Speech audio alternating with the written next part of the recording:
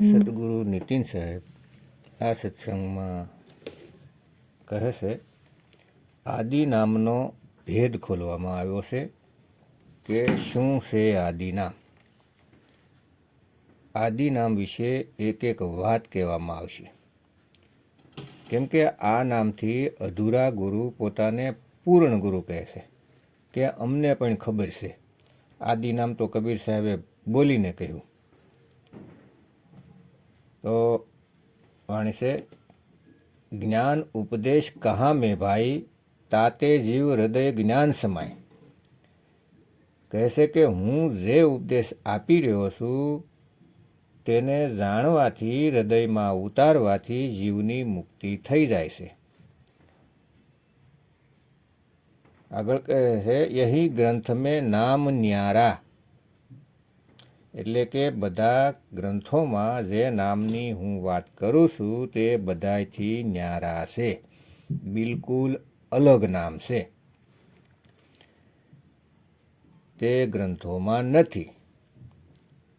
કયું નામ છે? સૂક્ષ્મ રીતિ સે કહું પુકારા, એટલે પૂરા વિવેકથી સૂક્ષ્મ બુદ્ધિ દ્વારા આ જ્ઞાન બતાવવું. આદિ નામ જાને સંસારા, કરે ભક્તિ પહોંચે દરબારા.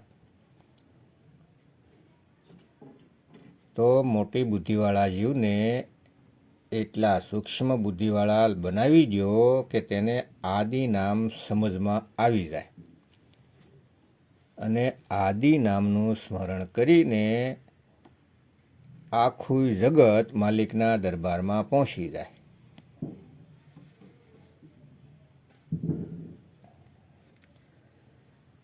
પઢે સંત હોવે મતી દ્વારા, આદિ નામ ગહે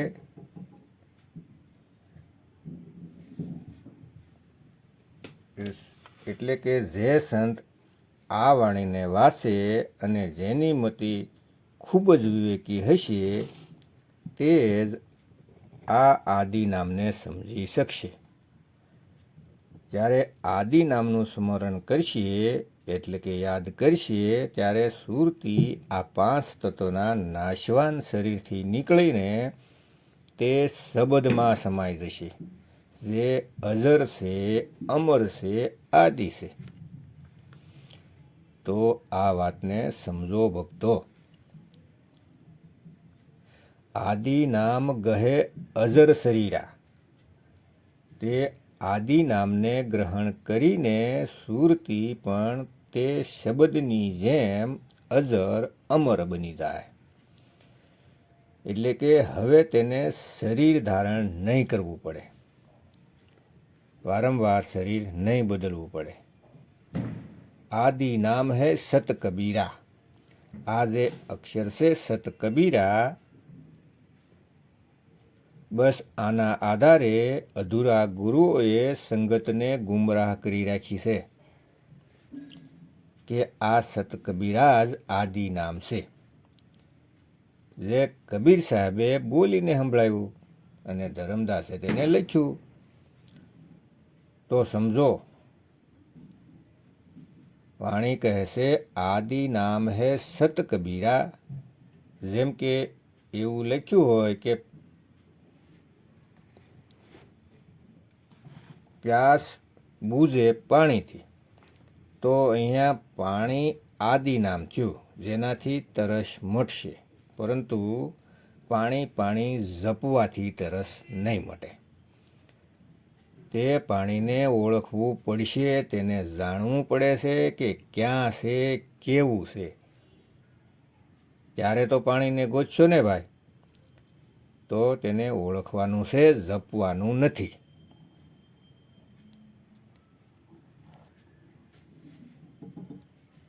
આદિ નામ હૈ સત કબીરા, જો જન ગહે છૂટે ભવ પીરા. જે પણ તે આદિ નામને ગ્રહણ કરશે, ધારણ કરશે, તે ભવબંધનથી, ગર્ભની પીડાથી બચી જાય. જેઓ આદિ નામને ધારણ કરશે, જપશે તે નહીં, સત્ય કબીરને ગ્રહણ કરશે તે ઓળખશે કે હું છે સત્ય કબીર.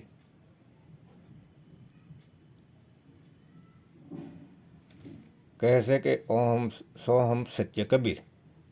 તો શું છે સોહમ અને શું છે સત્ય કબીર? આ બંને વસ્તુની તમને ઓળખાણ થઈ જશે. ત્યારે તમને મુક્ત થવાથી કોઈ નહીં રોકી શકે. ઓહમ સોહમ તત્વ વિચારા. તે ઓહમ તે સોહમ તત્વનો વિચાર કરો. વાણીમાં ગુપ્ત ભેદ હોય છે અને ભેદને તે જ ખોલી શકે છે જેની પાસે ચાર શબ્દનો ભેદ છે. ફક્ત તે જ આ વાણીને ખોલી શકે છે. નહીં તો બધા આ અક્ષરોને જપવા લાગે છે. જેમ કે એક માણસને ફેફસાની તકલીફ હતી તો તેણે ટીવીમાં જોયું કે તેમાં આવતું હતું કે એ પ્રાણાયામ કર્યું તો 1 મહિનામાં મારા ફેફસાની તકલીફ દૂર થઈ ગઈ. ખૂબ જ લાભ થયો. તો તે માણસ યોગવાળા ગુરુની પાસે જાય છે અને કહે છે કે મારા ફેફસા ખરાબ છે તો મને કંઈક ઉપાય બતાવો. તો ગુરુ કહે છે કે બેટા પ્રાણાયામ કરો, 1 થી 2 મહિનામાં સારું થઈ જાય. તો તે ભાઈ પોતાના ઘરે ચાલ્યા જાય છે અને 1.5 મહિના પછી આવીને કહે છે કે ગુરુજી ખૂબ જ પ્રાણાયામ કર્યા પણ કંઈ ફાયદો થયો નહીં. તો ગુરુજીએ પૂછ્યું કે કેટલો સમય પ્રાણાયામ કરતા હતા? તો તે ભાઈ કહે ગુરુજી 3-4 કલાક તો પ્રાણાયામ કરતો હતો. ગુરુજીને નવાઈ લાગી કે એવું કેમ હોઈ શકે? તો કહે છે કે હા મેં કર્યો છે 3-4 કલાક. ત્યારે ગુરુજી કહે છે કે મને અત્યારે બતાવ કે તું કઈ રીતે પ્રાણાયામ કરતો હતો. તો તે મુખથી જપવા લાગે છે પ્રાણાયામ પ્રાણાયામ પ્રાણાયામ. હવે આમ જોઈને તો ગુરુજી તો માથું પકડીને બેસી ગયા અને કહેવા લાગે અરે મૂર્ખના સરદાર, પ્રાણાયામ જપવાનું નહોતું કીધું તને. મૂર્ખ, અરે તે એક ક્રિયા છે, તે શીખવી પડે છે, જપવાની થોડી છે. એવી રીતે સોહમ અને સત્ય કબીર જપવાનું નથી. એને ઓળખવાના છે કે હું છે સોહમ અને હું છે સત્ય કબીર. જ્યારે ગુરુજી ભેદ બતાવે છે તો પહેલાં સોહમનો ભેદ બતાવે છે, આત્માનો ભેદ બતાવે છે. ફક્ત આત્માનો ભેદ જાણવાથી મુક્તિ નથી મળતી. કેમ કે સોહમ ઉપર ઓર હે સતસુકૃત એક નામ. તેને સતસુકૃત કહો અથવા અહીંયા સત કબીરા લખેલું છે તે કહો, ચાહે સતશ્રી અકાલ કહો, ચાહે સતનામ કહો, વસ્તુ એક જ છે. જ્યારે સોહમનો ભેદ બતાવવામાં આવે છે તો જાપવાળા સોહમનો ભેદ નથી બતાવતા.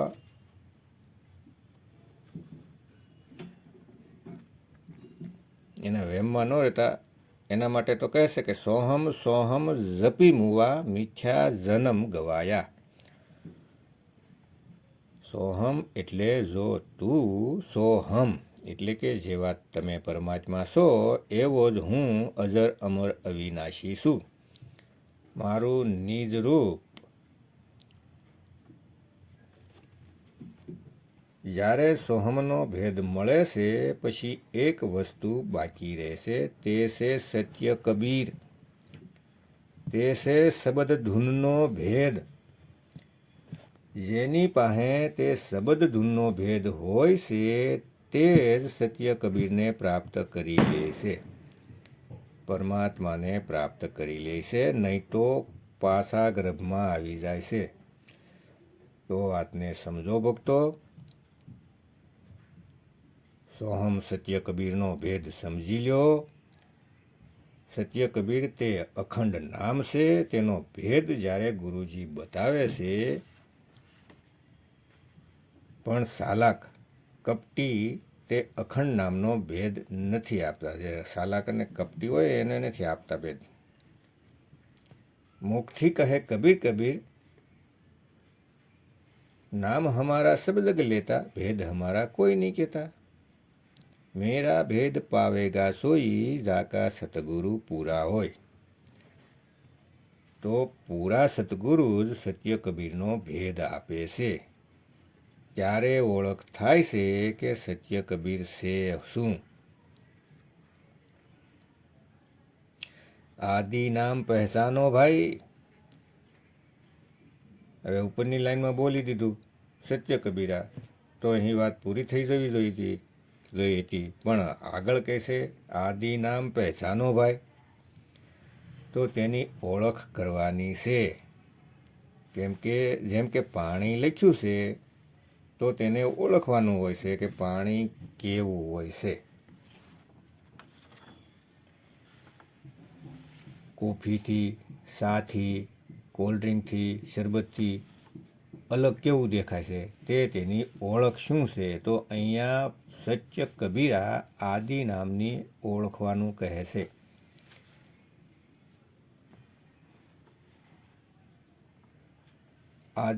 જે આદિસસ હેબિસસ નાનક હોચીબિસસ તેને ઓળખો.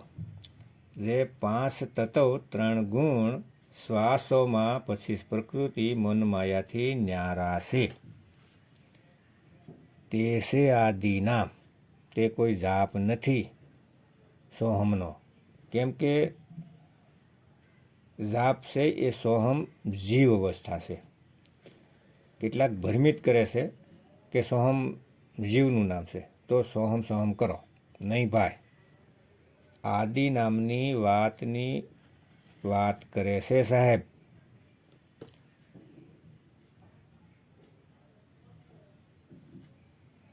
આદિ નામ પહેચાનો ભાઈ. તબ પ્રાણી નિજ ઘરે જાય ત્યારે તે અસલી ઘર નિજ સ્વરૂપમાં ઓળખશે અને પરમાત્માને મેળવશે. જ્ઞાન ઉપદેશ કહા ગુરુ પૂરા. જ્ઞાન ઉપદેશ ફક્ત પૂરા ગુરુ જ કરી શકે છે. અને નામ ગહે સેલા કોઈ સુરા. તે નામને કોઈ શૂરવીર વિવેકી સેલા જ ગ્રહણ કરી શકે છે. નહીં તો બધાય 52 અક્ષરના નામ જપીને પોતાનો જન્મ બરબાદ કરી દે છે. અસલી નામ તે છે જે બોલી નથી શકાતું, લખી નથી શકાતું, વાંચી નથી શકાતું. એ કોઈ પણ નામ બોલવા, લખવા, વાંચવામાં આવે છે, તે જપે છે તો તેનો જન્મ બરબાદ કરી દીધો. આગળ કહે છે કે સાધુ સંત સો બિનતી મોરી ઓર નામ ભૂલે અક્ષર લીજો જોરી. કબીર સાહેબ કહે છે કે તે નામને સંતો ભૂલી ગયા છે, તો દરેકને વિનંતી છે કે તે નામની બદલે અક્ષર જોડીને નવા નામ બનાવીને તેના જપ ચાલુ કરી દીધા છે. કહેશે કે 52 અક્ષર જોરે આન, સકિયાના અક્ષર એક પહેચાન. સતકા શબ્દ કબીરા કહે ઓર પંડિત હોય તો અનપે રહે. પંડિત જન કો યહી વિચાર, જ્ઞાનવંત કો તત્વ વિચાર. તો તે તત્વનો વિચાર કરવાનો છે. કોણ છે તે? અલ્લાહ કોણ છે? રામ કેવા છે? તે વાહેગુરુ કેવા છે? ખુદા ગોડ તેનું સ્વરૂપ કેવું છે? એના ઉપર વિચાર કરવાનો છે. નામ નથી જપવાનું ભાઈ. જલ વોટર નીર તોય નામ જપશો તો તરસ નહીં છીપાય. તો એને સમજવું પડશે કે તે વસ્તુ શું છે જેના લીધે આ આખું બ્રહ્માંડ ચાલી રહ્યું છે. જ્યાં સુધી તે શબ્દને નહીં જાણો ત્યાં સુધી ગર્ભમાં આવવું જ પડશે. કોઈ નહીં રોકી શકે, કોઈ નહીં. शब्द ही धरती, शब्द ही आकाश, शब्द ही भया प्रकाश और सगली सृष्टि शब्द की पासे, नानक शब्द घटो घट आसे. તે શબ્દ બધા ઘટોમાં બિરાજમાન છે, પણ તેને મેળવવા માટે કોઈ નામ જપવાની જરૂર નથી. जब बावन का टूटे डोरा सहजे सूटे काल जकोरा फिर नहीं आवे फिर नहीं जावे सार शब्द में રહે સમાયે। તે સાર શબ્દને જાણવાવાળા કોઈ વીરલા જ હોય છે। कबीर साहब से कि कैसे 52 अक्षर लोक तरह सब कुछ इन्हीं माही और ये अक्षर खिर जाएंगे वो अक्षर इनमें नहीं। અહીં સાહેબ ચોખ્ખા શબ્દોમાં કહે છે કે 52 અક્ષર છે એ આ લોકોના વ્યવહાર માટેના છે અને તે અક્ષર આ 52 અક્ષરમાં નથી, જે આદિ નામ છે તે। તો ભક્તો, સત્સંગીઓ, સદગુરુ નીતિન સાહેબના સત્સંગ સાંભળો। યુટ્યુબમાં કહત કબીર સુનોભાઈ સાધો ચેનલ પર, અને પોતાનો વિવેક જગાડો।